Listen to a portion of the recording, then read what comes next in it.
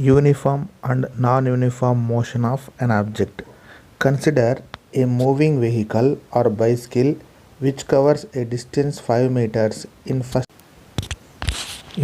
the first minute, 5 meters in the next minute, 5 meters in the third minute, and 5 meters in the fourth minute. In this case, the moving vehicle covers 5 meters each minute, as the object covers equal distances in equal intervals of time. It is said to be in uniform motion. Suppose a moving vehicle covers a distance 5 meters in first minute, 6 meters in the next minute, 5 meters in the third minute, and 4 meters in the fourth minute. In this case, the moving vehicle covers unequal distances each minute, as the object covers unequal distances in equal intervals of time. It is said to be in non-uniform motion. If the direction of motion of the object is assumed to be constant, then we conclude that velocity is constant. The motion of the body is said to be in uniform when its velocity is constant. Motion of a ball on an inclined plane.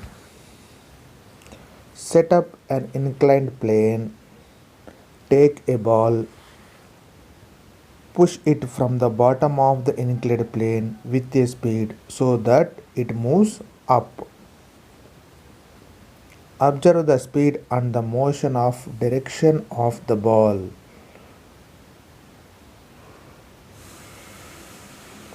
Now release the ball from the top of the inclined plane. Once again, observe the speed and motion of the direction of the ball.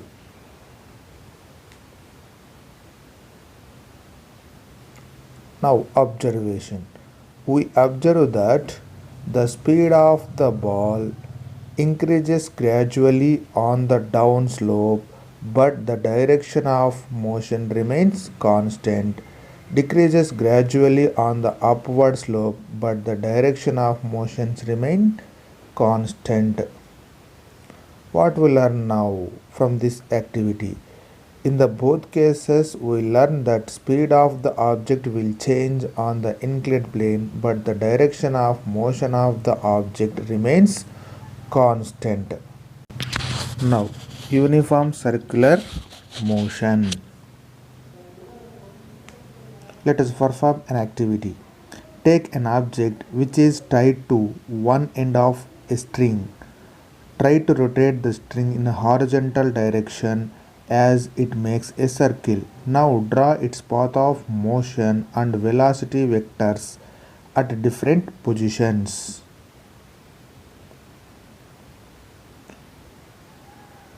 Observe the velocity of an object.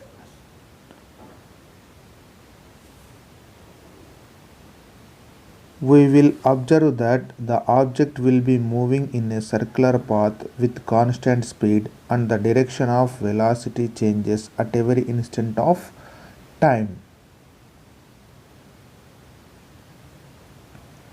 From this activity, we learn that the direction of the velocity at any point is given by the tangent to the circle at that point during circular motion.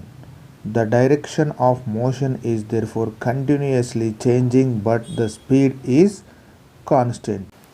As we know that the direction of velocity is tangent to the path at a point of intersect, so the velocity is constant. In this activity, we learn that though speed remains constant, the velocity of the object changes continuously because magnitude of velocity is constant along the circular path. The only change in its velocity is due to the change in the direction of motion.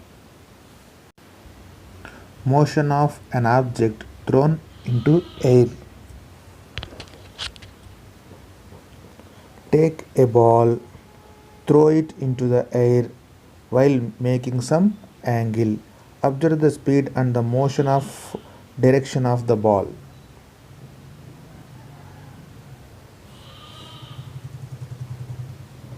We observe that the speed of the ball decreases up on upward slope and increases on the downward slope, and the direction of motion also changes continuously.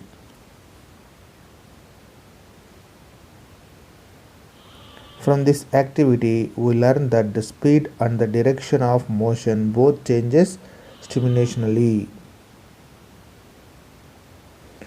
From the last three activities, we conclude that the change in velocity takes place in three ways, such as speed changes with the direction remaining constant, direction of motion changes with speed remaining constant, both direction and speed changes continuously. The motion of an object is said to be non-uniform when its velocity is changing, and the motion of the object is said to be in uniform when its velocity is